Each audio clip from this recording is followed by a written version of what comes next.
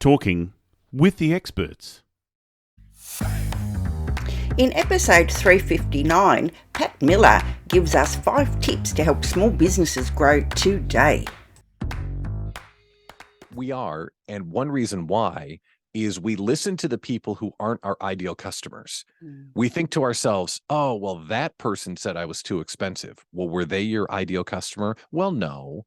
Okay, well, go to the customers that love you and look at the return you're providing on their investment. Look at how you're changing their life or solving their problem or making them happier. You want more of them anyway. So make sure you're charging what it's worth to them, not necessarily what the people who tell you no, who may not be an ideal customer, are complaining about with your prices. You're worth X. Go get it. And again, just big flashing roadside sign. If it's been 60 or 90 or 120 days since you've raised your prices, you must do it right now. You have to go do it today or you're falling further behind. Welcome to Talking with the Experts. This is where we discuss great ideas to take your business to the next level. How do we know these ideas work? Well, it's because we're talking with business owners who are using these ideas. Business owners who have years of experience and expertise. All things business by business owners for business owners. And now, here is your host, Rose Davidson. Hello and welcome to Talking with the Experts. I'm your host, Rose Davidson from rosedavidson.com.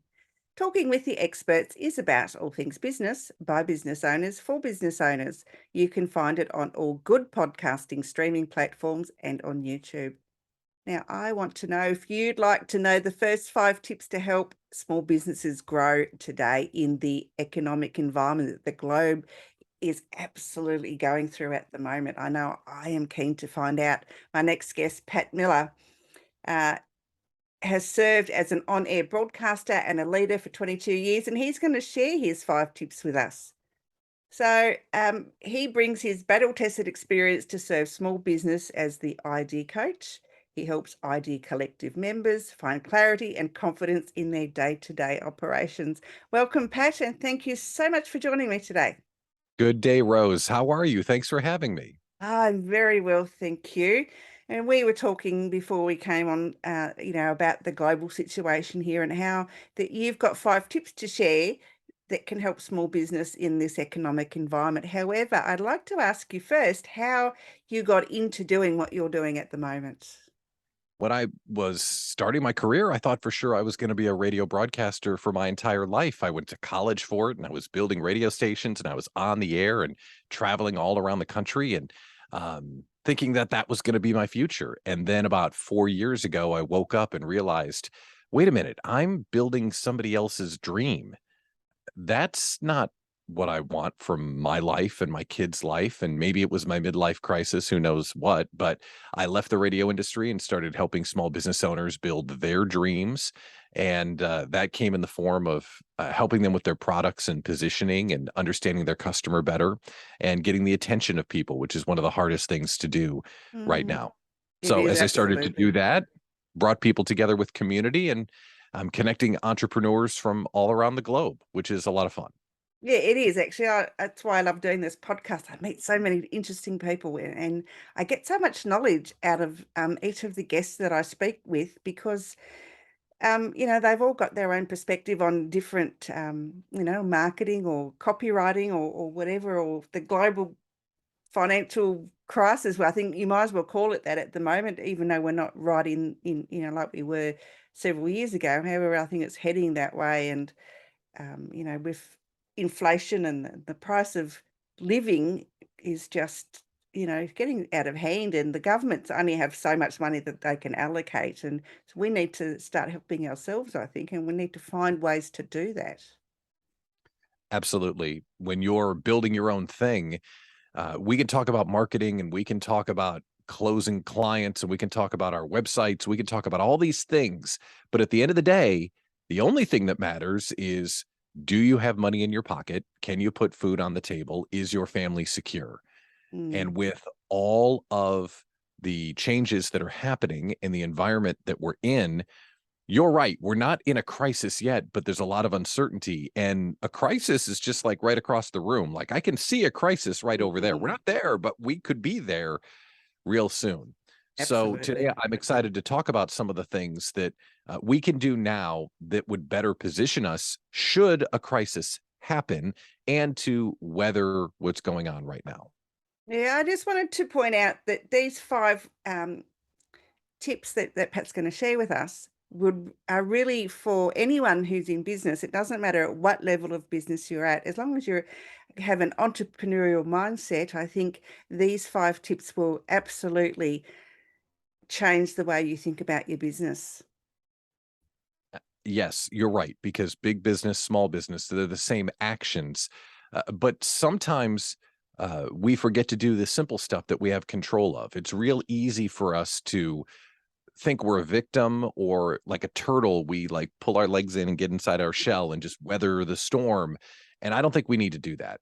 So, how about we share the first one? And the first one is Absolutely. something that really, I think we have a lot of fear around and we are very hesitant to do. And we would think right now is a terrible time to do it. The first thing that we should be doing is we should be raising our prices. Mm. As I talk with entrepreneurs, everyone that I get a chance to talk to, there's a lot of personal fear and drama around how much we charge someone for what we do. And the fastest way to make sure that you have enough money in the bank is to make sure that you're properly pricing what you're charging people for whatever product or service that you are providing. One, you're probably underpriced if you haven't raised your prices recently. And two, every dollar that you bring in, you're keeping less and less of it because your rent is going up, your internet is going up, your phone is going up. I mean, everything is going up at record percentages right now. So the very first thing, like today, finish Rose's podcast, turn it off, turn your attention to your spreadsheets and think, how can I get 5% more revenue? I can get 10% more revenue. And it doesn't mean going to sell more stuff. It means taking a deep breath and going to raise your prices. And it's one of the things that we are afraid to do sometimes, but absolutely has to be done because we can't otherwise survive when everything else we spend our money on is going up in expense. So the very first thing is raise the prices. Yeah, well, I just on that, as entrepreneurs, we're always afraid to charge what we think that we're worth. We will be undercharged. We undersell ourselves basically. We never charge what we're worth, and it's a shame. I think 90% of us are guilty of doing that. We are, and one reason why is we listen to the people who aren't our ideal customers. Mm. We think to ourselves, oh, well, that person said I was too expensive. Well, were they your ideal customer? Well, no. Okay, well, go to the customers that love you and look at the return you're providing on their investment. Look at how you're changing their life or solving their problem or making them happier. You want more of them anyway. So make sure you're charging what it's worth to them, not necessarily what the people who tell you no, who may not be an ideal customer, are complaining about with your prices. You're worth X. Go get it. And again, just big flashing roadside sign. If it's been 60 or 90 or 120 days since you've raised your prices, you must do it right now. You have to go do it today or you're falling further behind. Absolutely agree. I absolutely agree with that. And yeah, I was actually thinking last night that I need to relook at my prices. I haven't done it for about a year, and Oh, I'm thinking, yeah, go and do it and market on the balance of inflation, and then add something extra to it. that's right. You deserve a raise, Rose. Come on. Absolutely, absolutely. So moving on to the second tip, Pat. Yeah, this is where I look at this list and I think, this is not brain surgery here, but these are things that are overlooked. The first thing is we don't raise our prices when we should. And the second thing is we don't cut our expenses when we should. Mm. And we look at how much money is going out and we get desensitized to how much we're spending to do what we're doing. And there's one simple way that I use that you may use, or someone else can do it a different way. But what I do is about every other month, I'll open my credit card statement. because in my business, I put everything on my credit card. Now, if you're a bigger business and you've got payroll or you've got an accounting department, fine, but go line by line and look at those little charges. It's not the big charges. We're really keen on what the big charges are for the most part, but the software that we're paying for, or the gifts that we're sending, or these $40, $50, $80 expenses that by the end of the month can rack up to be $400, $500, $1,000 in expenses quickly. And I'm Mm. guilty of buying domains. I'm guilty of software as a service. I'm guilty of all that kind of stuff. And just like raising your prices, if you've not reviewed at the granular level all of your tiny little expenses in the last 60 or 90 days, you might have this to Canva and this to SurveyMonkey and this to whatever it might be, costing you enough money for a trip to the grocery store or hiring that extra VA that you need to continue to provide your service. Tip, I like that one. I think I'll go and do that. Because it's costing me, a fortune to keep, everything going, and I don't use it all of the time. It's something that I could probably get away with having the free account rather than having to Yeah. pay, extraordinary amounts of money, because most of them are charged in US dollars, and our dollar based on your dollar is like crap.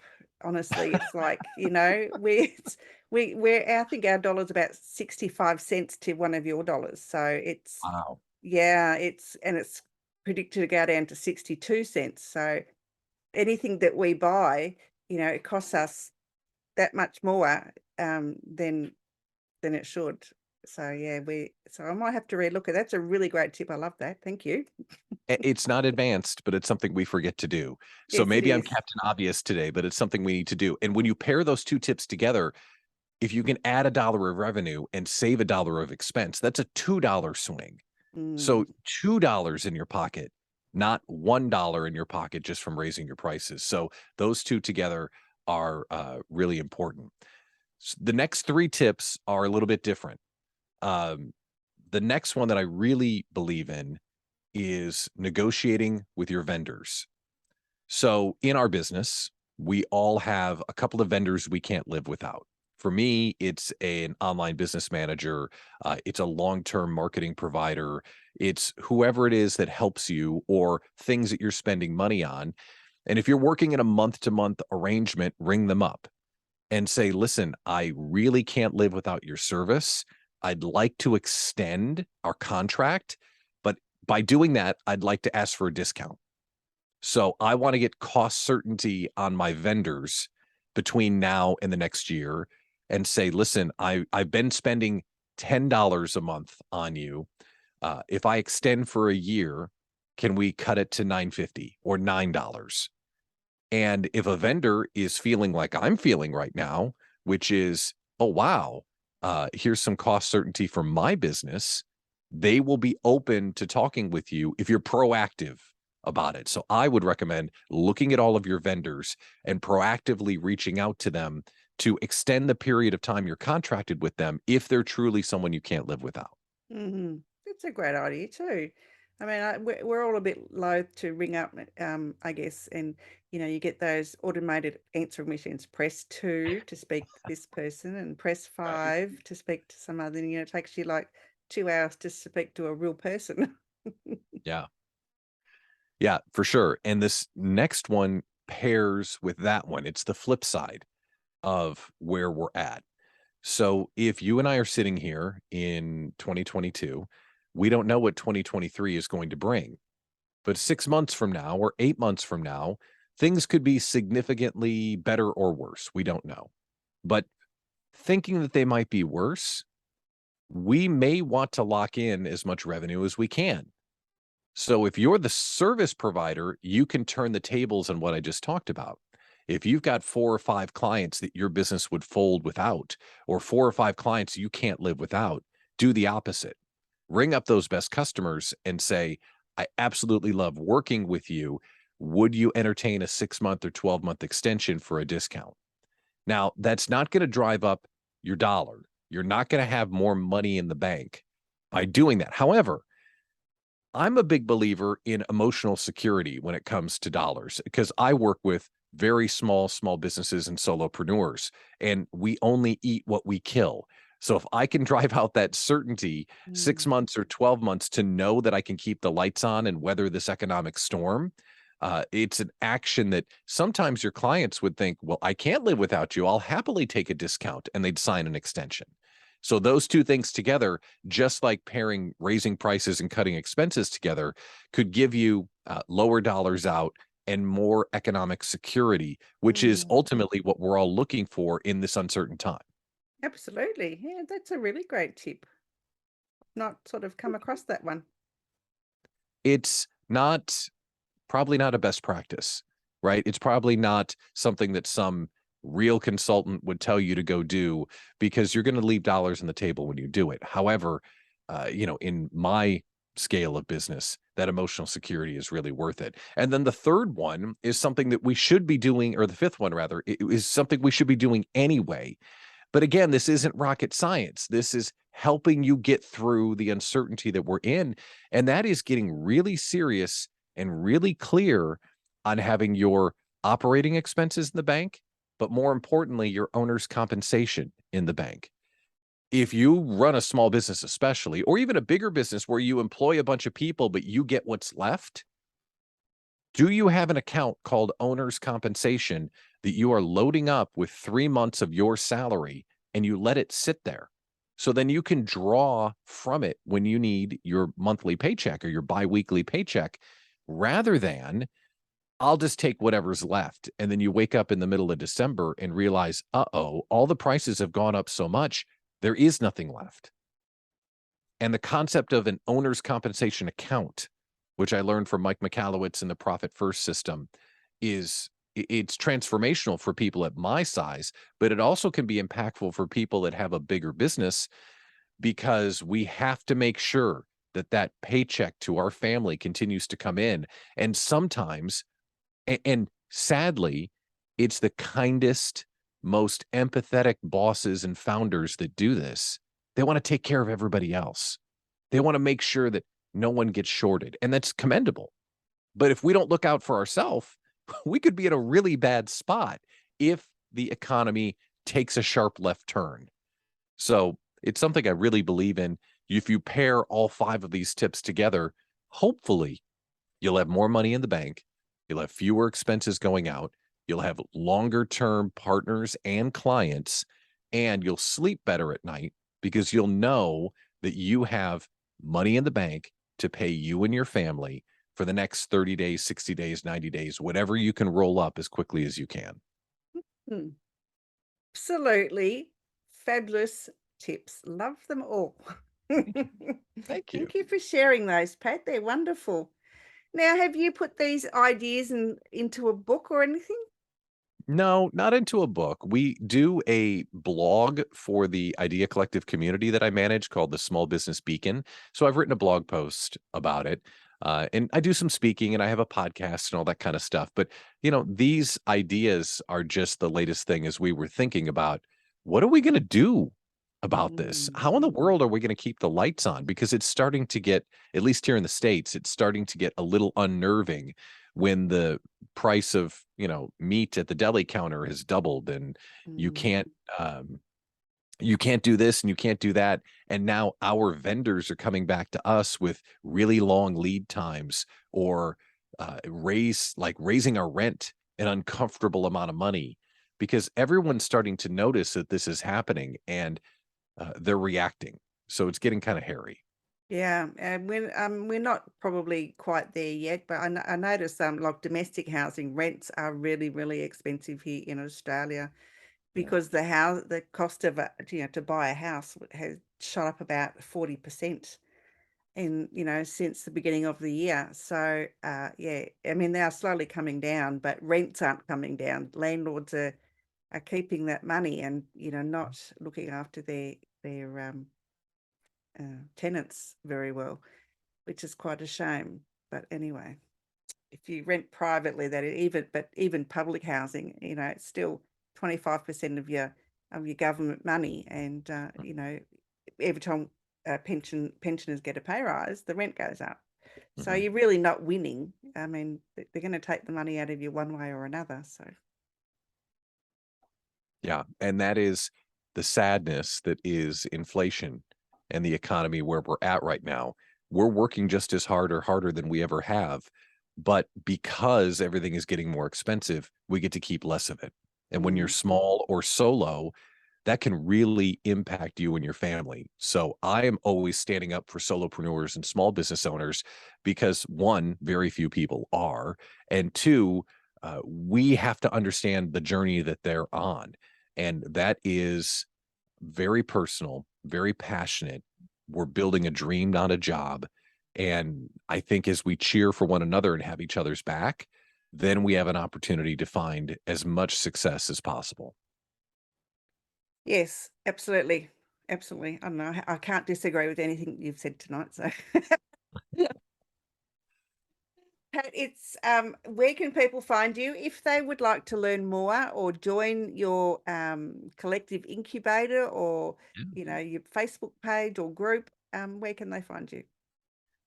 Yeah, we can go to our homepage, which is ideacollectiveincubator.com, ideacollectiveincubator.com. And if you want, I also do a podcast called The Pat Miller Show, and that's at patmillershow.com. Lovely. Okay, I have to go and check that out. I like podcasts. They're good. You learn lots of stuff, even if you don't think you will, but most times you do. That's right. That's right. It's a lot of fun too. It is. Pat, it's been an absolute pleasure learning from you tonight. Thank you so much for sharing your insights. What do you have something else that you would like to share with our audience today? I want to share what I believe in when it comes to building your business. And what I believe in is that we don't get a do-over on this life. We get one time. And if you're taking your time and you're taking your talent and you're helping someone else accomplish their dream, you're selling yourself short because all of us are on the planet to do something. We all have an innate gift. We all have something to share with the world. And I want people to take their time and that natural gift and talent as far as they possibly can. And if you do that, that's where the most success, the highest rates, and the happiness lies for entrepreneurs. So I challenge people to get really clear on what it is that they love to do and then go do that for a living. That's what I want to see people do. Yes, live your dreams. It's never too late to start either. I mean, it doesn't matter how old you are. If you've got a dream, follow it, and it makes your heart sing. It does. Absolutely. Pat, thank you so much for joining me, and I look forward to talking to you again. Yes, I'd love to. Thank you, Rose. It was a pleasure. Good day. Bye-bye for now. You've been listening to Talking with the Experts, hosted by Rose Davidson. Make sure you have a look at our back catalogue over at talkingwiththeexperts.com. And be sure to subscribe to our podcast so you don't miss out on any episode. We look forward to your company next time.